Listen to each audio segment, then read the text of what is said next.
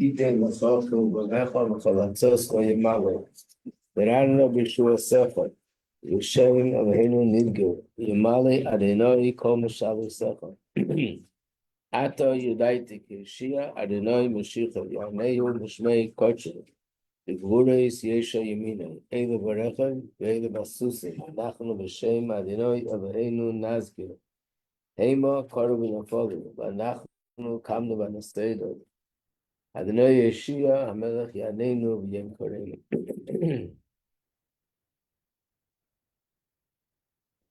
Okay. Let's start again with the paragraph which begins with Hine Be'emes. So we're here in Derech Mitzvah Secha, Mitzvahs Ashbasas Chometz, V'Chivas Matzah, and we're in the middle of Oz Beis. In the booklet, it's page 3.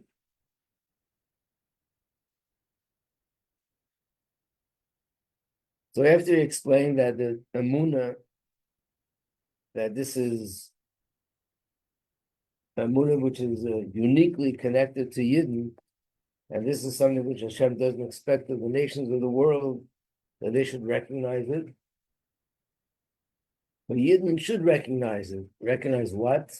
Not only recognize Hashem, how we can see Him through creation and how He creates the world, but to realize that that's only a ha'ara, that's only a reflection of Hashem, and really there's so much more, infinitely more than what comes through creation, what manifests through creation.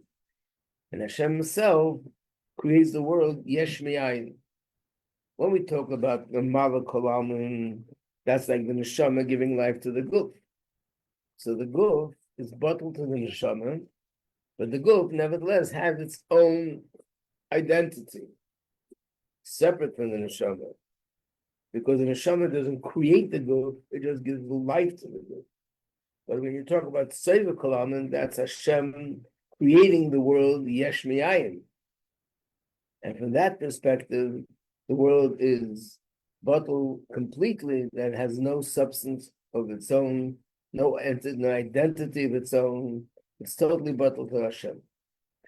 So now I was going to talk about our Amunah. The Amunah we expected to have. V'hine, be'emes, kol Yisrael hamaminim, b'nei maminim, be'amunas uman, Amunah kavua, v'yosei bal timid chas v'sholom. Every Yid, deep down, have that Amunah. The Amunah is something which is very solid and something which is permanent, and it's like nailing something in that you just can't pull it out. And it's so much connected to our essence, that we see the Yidden are ready, and they have done this to give up their life for Hashem.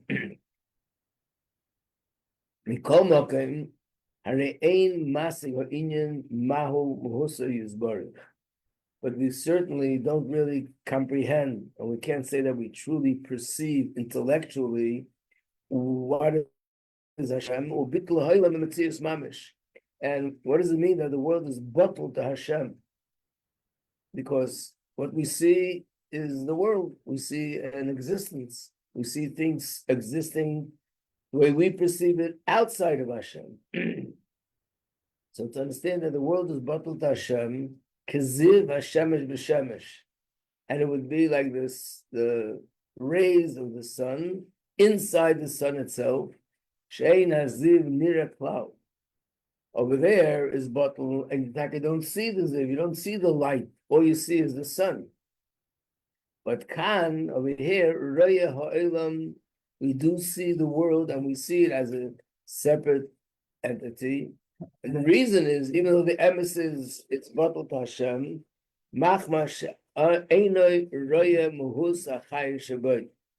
we don't really see Hashem's chayus. So basically, when you see something, it's a different kind of reality. So therefore, being that we see the world the way it is, and we see the world as a separate, independent identity, So we don't really see and understand how the world is batal to Hashem. We know it, that it's true. We learn about it, we talk about it, but we can't really say that that's the way we see the reality.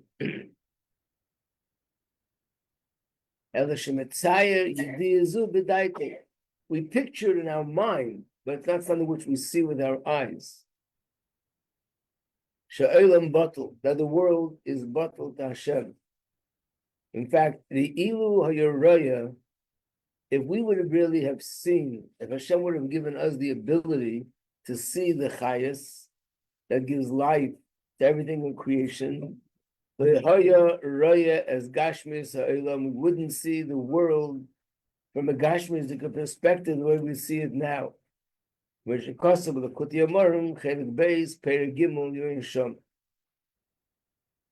And as we explained yesterday, that this doesn't mean that in reality the world doesn't exist, and the only reason why we see the world as an existent entity is because Hashem is hiding His source of life.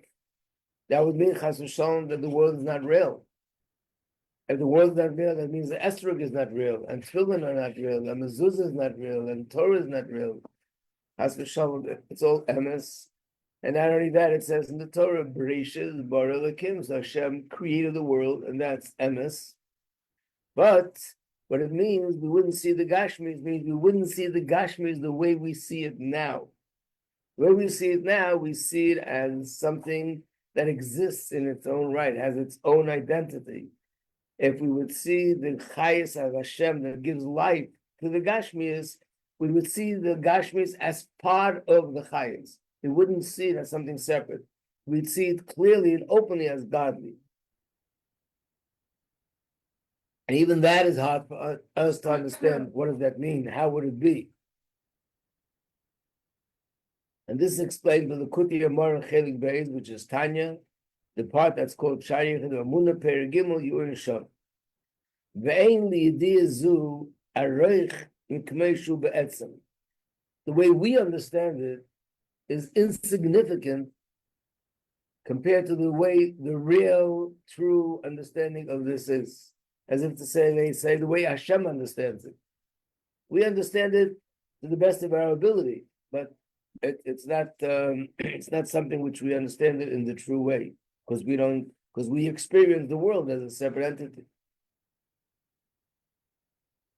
So this will be compared to Moshel Kriyas Abba, the child that says Abba, Shatinik Kaira, he says Abba, the Gabi Atzmi Bira, compare that to the way the true understanding of what it means that this is the father of this child, and this is the mother of this child, and this child was born from this father.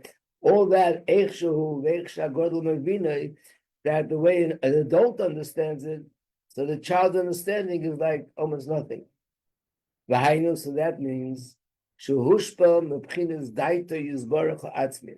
what Hashem did was He allowed His knowledge, His understanding, where Hashem perceives it, which is of course where you see it be'emes. Sheyadeyas atzmai, Hashem knows, of course, Himself. He knows the world. V'diyazu yadeyas kol ha'nevrayim, and Hashem knows the whole creation. And He gives everything life through just knowing the creation. So this knowledge that Hashem had, the samtzima, the nislapsha, the levushim, the helomim, Hashem allowed it to go through a process of tzimtzum, that it became lower and became more tzimtzum, went through many garments, to the point that we can understand it, that we should understand this idea of Hashem and the world being one.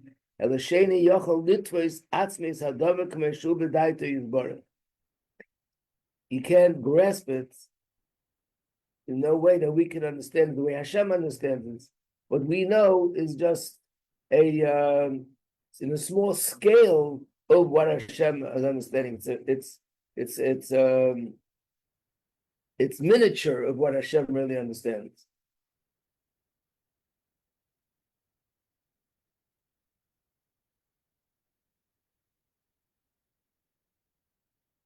Rak tamtzis or inyan, what we understand is just the general idea, the kitzur, we understand it like as a brief thing. Hayes yachid umiyuchad, that Hashem is one. V'shekula kamei kala chashiv, and everything in the world is nothing compared to Hashem. Shezehu yerdeya b'daitei, and shezehu yerdeya b'daitei. This is what he knows, but he doesn't really, truly, fully grasp it.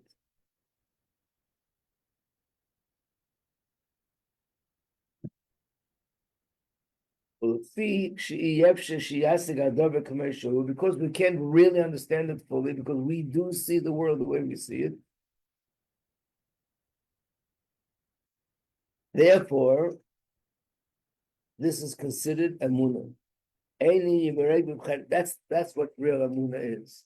To believe that Hashem and the world are one, and even though we can learn about it and study it and explain it and bring proof and bring Meshavim, but after everything's said and done, what we understand how Hashem and the world is one is mainly Amunah, because we can't really fully understand it, because the way we were created was to see ourselves and to see the world and to see people and everything around us, that it has a separate entity.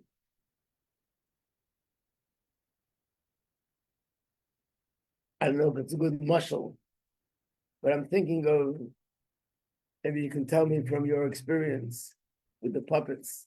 I think that little children, when they see puppets in action, depends what age, but there must be a certain age where they think these are the real people. Yeah. Right? And then you tell them, no, there's someone who's making this happen.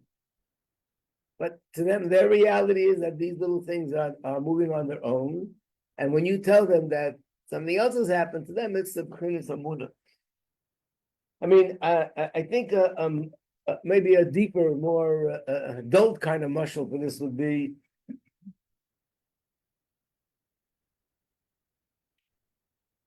I think this would be a better mashal. Think of the mashal. I think this came up before regarding something else, but let's now connect this mashal to this. It's a mashal that the Mitzvah Rebbe brings in a minor, a mashal of a husband and wife that were arrested by a king. And they were put into not just a jail, but a dungeon. And in a place, their punishment was that they're going to be in a place and have no connection to any people. Totally cut off from everyone else. So there's no light. They don't know if it's day or night. And even the guards of the jail, they had no communication with them either. They were in this low place, a pit. On top there was a window. And anything that they wanted to give them, or anything they wanted to take out, garbage from the room, everything went through the window. They lowered a basket, and in the basket was food and drinks. In the basket was clothing. If they wanted to put something, take it out, they put it in the basket, they took it out, but they never saw any people. They just saw a string, a window, and a basket. Okay? That's unfortunately a very, very difficult life. These parents gave birth to two children in this dungeon. These two children are born, they're growing up. And one day, they're having a philosophical discussion, the children. And the question is, who is giving us all the food? Who's giving us the drinks? Who's giving us the clothing or everything else, anything else that we have? And they talk among themselves, it's all coming from the window. Right? So the parents tell them, no, come on, you're kidding. The window? What could window can't give you anything? So where's it coming from? So they say, you think this room here, this is the world? There's a big world out there. And just like me and you, there are millions of more people out there. And there are people that they cook. And they cook the food and they put it into the basket and they lower it to us. To the children, this is a fairy tale. Come on. Where? What do you mean there's a world out there? They were born in these four walls with this window, and that's all they know. So when you tell them there's a world out there, it's like, how do you know? And they say, what do you mean, how do I know? We were there. What do you mean you were there? We're all here. To them, they can't understand it, right? So not only that, you start explaining to them all the details. This is chicken. You know what this is? This is not just what you see. There's a little animal. It's called the chicken. Has little thin legs. Has a red thing on top of its head. Runs around. Has wings, and it makes this and this kind of noise. How did you figure that out? Just looking at the chicken. How'd you know? I was there, but the children, it's like really fascinating. And then when they look at something else, there's meat. This is from a cow, and a cow looks like this. And this is what you call it? This is tomatoes. This is potatoes. This grows this way, and that grows on a tree. They're telling them stories. Everything they tell them is like fascinating. Is like a fairy tale, because they don't see this, they don't know this. So everything to them has to be a munah, right? Now, but try to imagine this, that after they think about it and they're told and explained and they grow up and they get older and they understand it, but at the end of the day, it's still like this is their reality, and everything else to them is still more or less of a fantasy. Lahavdil, to compare with us, we learn about Atzilus, Bria, Yetzira, Asiya, and we say, you know, whatever happens down here really comes from up there. We learn about it, we talk about it, we explain things, but still, our reality is Agashmi. Atzilus, Bria, Yetzira, Asiya, after all the learning and all the understanding, it's still based on Amunah. Just like these kids, it's all based on Amunah. And that's, in a sense, what, and I tell you another thing, even if the children would fully understand it, it still wouldn't be like by the parents. By the parents, the understanding that there's a world out there, that's natural. For the children, the understanding that the world is out there is not their natural understanding. That's like, it's like something which is added. Their natural understanding is still remains that this is it.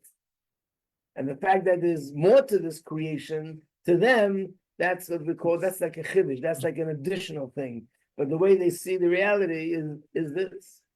So the same as with us. Even though we learn how Hashem and the world is one, we don't fully understand. There's no way we can really understand it, because to us, this world is the reality. That's the way we see it. But what Hashem did was he sort of took his knowledge, how the way that Hashem knows it, which is the real way, that Hashem and the world are really one, and that's invested in the Torah and the knowledge that we have, which we call this emunah. So it's like the child that when he says Abba Ima, in it is invested like in a condensed way the knowledge of an adult. Same idea. Or like in the Mishnah is all the knowledge of the Gemara. That's what he's saying.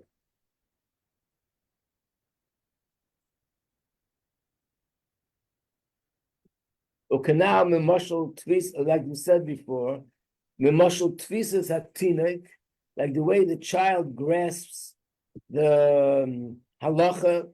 When a child learns a Mishnah or halacha, he knows the halacha, but b'li hatam doesn't know the reason. The oimed doesn't know the depth of it. Kameshahu. Or the other mashal, kriyas hatinuk abba v'ima, like the child that cries out abba v'ima, that even though he knows something, he recognizes something, but has no idea of what the adult understands what it means to be Abba V'Ima. So this process that Hashem takes his knowledge of how the world and Hashem is one, and he transmits it to us in our emunah, the conduit for that, the keli for that, the pipe which it goes through is matzah.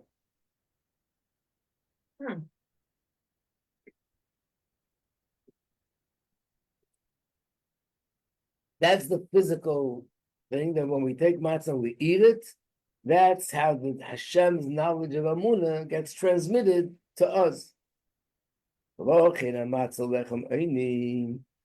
is called lechem oini, which means either it could be interpreted bread of affliction, or it could be oini, like poor. But it means because matzah has there's no richness to it. All it is wet water and flour. There's nothing else to it. So it's called lechem oini.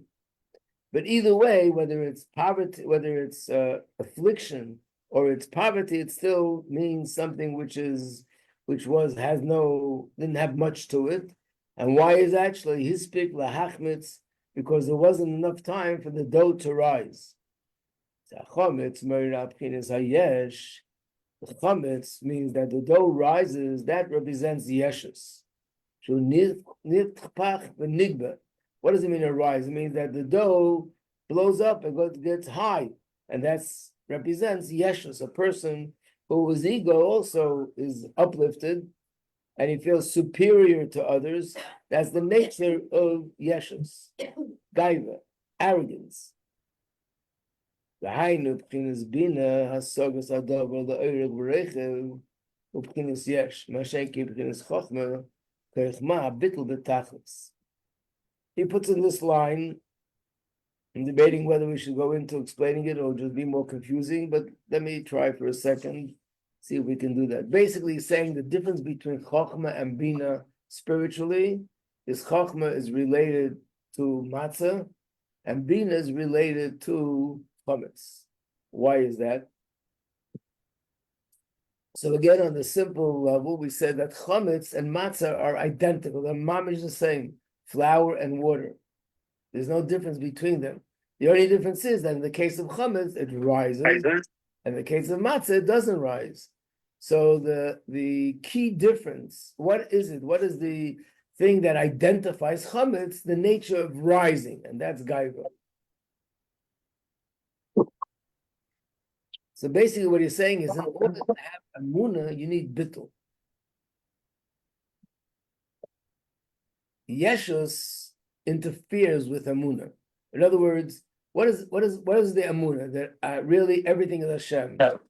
I'm Hashem. Whatever I accomplish is Hashem. Whatever I have is from Hashem. So Yeshus, a person that's a yesh, for example, what does a yesh mean? That he is obsessed with self and he's looking to inflate his own ego, will find it difficult to accept that. Like we speak about what it says about people that are very successful. Somebody who's a multimillionaire, very successful. Usually people that are very successful, if it's successful financially, or they're successful academically, or they're successful politically, usually, al pi teva, they're usually arrogant people. They look down on others. They don't necessarily respect others. Everything they do is because of ulterior motives, but really that's a result of the fact that they're so successful and they attribute the success to themselves. And a person who's a yesh doesn't want to accept that it's all from Hashem, because that takes away from their feeling good in their ego, that it's me. So bittul is something which allows a person to have that emunah, to recognize that everything I have and everything I am and everything I possess and everything around me, it's all Hashem. It's not about me. And that's why matzah is bittul. How's that related to chokhmah and to bina? Because in the world of seichel, in the world of logic, it's also the same thing. Bina is yesh and chokhmah is bittul. What does that mean? We're not talking about people, we're talking about logic. Basically, the difference between chokhmah and bina, we spoke about this in the beginning of the year. Chokhmah is the essence of the concept. The concept the way it is in its abstract form. And therefore, when you understand the concept on the level of chokhmah, you really have the true understanding of the essence of the concept. Bina is when the concept gets dressed up and applied to different things. In other words, the same concept, the same principle of logic that applies to something in science will apply to something in math, and the same principle could apply to something in psychology, and the same principle of logic could apply to something in the Havdil and chassidus. It could apply to something in halacha. If you know different wisdom, you see that the principle of logic is the same. But once you apply it and you dress it up, then you don't see the pureness of the principle. You don't see the pureness of the concept. Then you apply it. This is science. This is math. This is philosophy. This is psychology. This is medicine. But the principles of logic and medicine are absolutely the same, like the principle of logic and math and science and psychology and anything else. And also the principles of logic and Torah. The principle of logic is the same. So that means when it comes to Bina, once you take the concept and you apply it to different things, you don't see the pureness of the concept. It has more substance. This is that, and the substance conceals the real emes of the concept. But in Chokhmah, you see the pureness of the concept. So that's what we say. Chokhmah is bittul and Bina is yesh. Was this graspable? No? Bissell?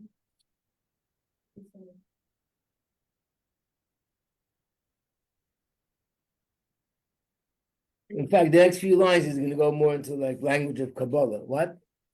I didn't understand. People's success, the is bitul to them? The opposite. The Al pi opposite? teva, Okay. when people are successful, usually it leads to being a yesh, meaning to say people give themselves the credit. The reason why I was successful financially, or the reason why I was successful academically, I became a big professor, or the reason I was successful politically, I'm in charge of this city, I'm side of this country, they attribute it to themselves, that because they're so great. Yeah. Like we have a president does very good things for Eretz Yisrael, but we can't call him bittul. He always talks about how great he is and how amazing he is. And recently they publicized that he said something about what he accomplished, and after that he wrote, "Long live the king." So he's so successful, so he's giving himself. He won the elections. You feel it's me. Yeah, but a lot of times people like do business, so they need to trust Hashem. They need to go with Now, Hashem. of course, it could be. I'm just saying naturally. If without avodah, when you are successful, that makes you feel yesh. So why is that? Because, in other words, to recognize that everything is from Hashem, you need bittul. And a person that, let's say, says, I don't want to believe in God. Why doesn't he want to believe in God? Because he wants to be himself. He wants to do his own thing. He doesn't want anybody telling him what to do. He doesn't want to hear an opinion that says you can't do this or you can't do that. So it's Yeshus interferes with true emunah, even on a simple level. We spoke about this in class, that really to believe that Hashem exists and he created the world is the most logical thing in the world. You have to be absolutely insane, not normal, to think that this world and everything in it just by chance happened. And yet there are people that are brilliant people, and they don't believe that anyone created everything happened by itself. How could that be? And the answer is Yeshus, because they have Yeshus, which means they want to be independent, to do what they want, and to feel that they're in charge. They don't want to recognize there's somebody higher. So therefore, it makes sense to them, something which doesn't make sense, that the world happened by itself. That all the cells in the body and all the DNA in the body just happen to form into what it is, which couldn't be anything more stupid than that. So on a deeper level, our Yeshus also interferes with, what do you mean Yeshus? We see ourselves, we see the world as a Metzias. So when you say, no, it's all one with Hashem, it's something which we need Amunah in order to accept it.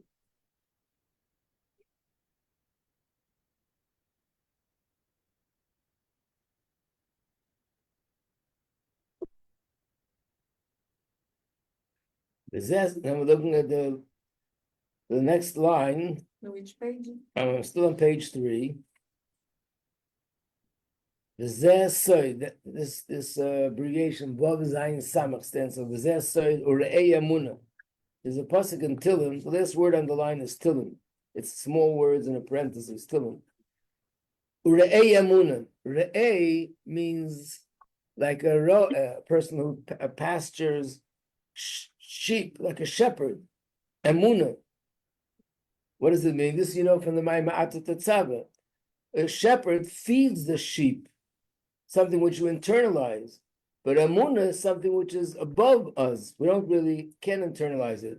So we're saying, no, that's what it means. Sheteparnes is Amunah. That Hashem should see that we should be able to take in the Amunah. How could we eat Amunah? Is by eating matzah. Aidachinis matzah, which is called Michla de Be'emunus. It's for food of faith. And then here, he uses the next few lines the way it is according to Kabbalah. But according to what we learn up until now, what's the Nakud? The Nakud is that Hashem knows the world, of course, from his perspective. It's like the parents who know the world from their perspective. And they realize that everything is coming from outside, and everything, they understand it differently than the children. Hashem knows the world from his perspective, that the world and Hashem is absolutely one. And through matzah, Hashem transmits his knowledge through the matzah into our head, that we should have this kind of emunah. So what we feel is a very small level of emunah because of understanding, because we can't really fully understand it. It's emunah, but in it is the whole understanding, the way Hashem understands it. And how do we get that? Through matzah.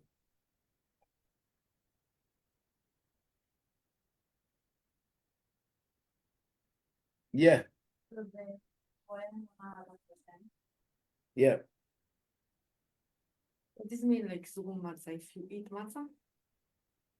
Right. So eating matzah is like Hashem giving us the power of emunah through the matzah.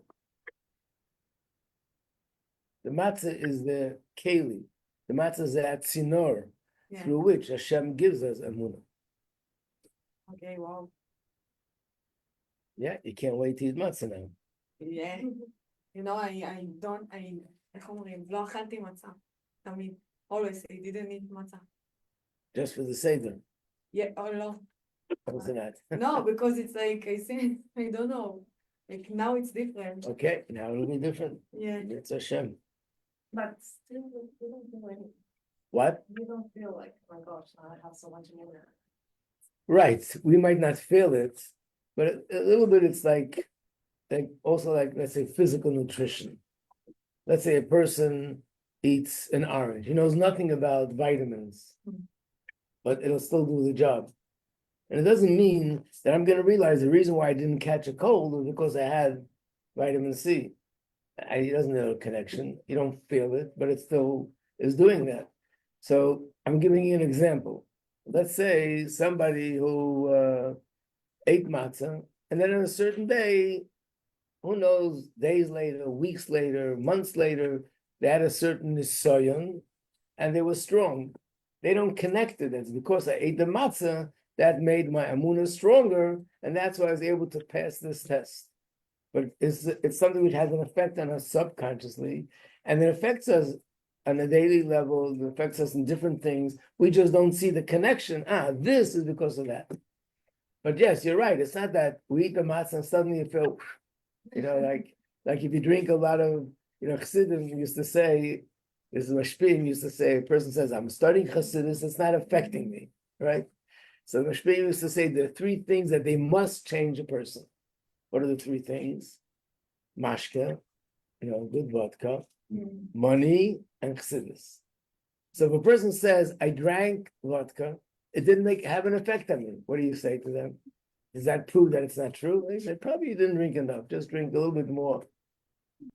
Drink a little bit more. You'll see, ultimately, it's going to have an effect. Or they say people who have a lot of money, they go a little bit crazy. If you see someone says, I have a lot of money, it didn't affect me, you'll have more, then you'll see what will happen. So if someone says, I'm learning chassidus, it didn't affect me, you'll have more, you'll see what will happen. No, but it means that we don't always see like the direct reaction. We don't see an immediate reaction. But in my system, this gives me strength. And this could be the reason why I pass this test, why I pass another test, why I have the strength to do one thing or strength to do another thing. Many times people will say, this and this, I did this and this, or this and this happened, and say, I was surprised, I myself didn't know that I have the strength to do this or to do that. And the answer is because these are things which we get in mitzvahs in general, and emunah specifically from matzah.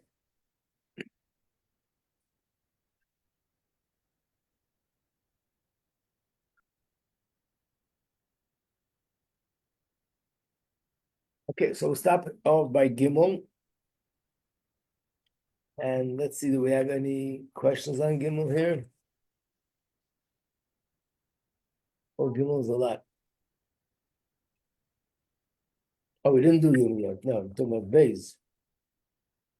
Oh, there are three questions here. Does the mitzvah of matzah bring a person to the basic amunah, or this level of true amunah? So that's the main point in this part, that the mitzvah of matzah brings a person to a level of the true amunah, but not that we really understand it. The basic amunah everyone can have, Jews and non-Jews. But this amunah, to have the amunah and to really feel that the Eibush and the world are absolutely one, that's the amunah that only we have. And matzah does that to us. What is the mashal of a young child eating abba, and what is the mashal to above? So we just repeated this 10 times. We don't have to do it again, but write it in so it'll help you remember the mimer. And when you'll Mirza Hashem be raising your children, you'll show them your notes from Machal Yadus, and you'll explain it to them. Okay. So happy Rosh Chodesh, everybody. Rosh Chodesh Adar, this is it. This is the month of Simcha. No excuses this month. And this is for you, Mrs. Harris. I have it here.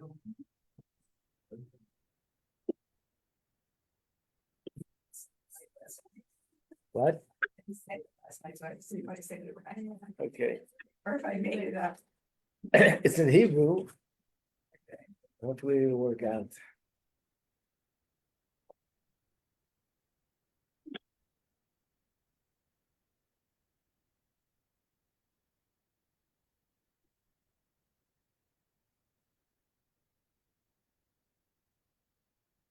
Shabbos of the chodesh.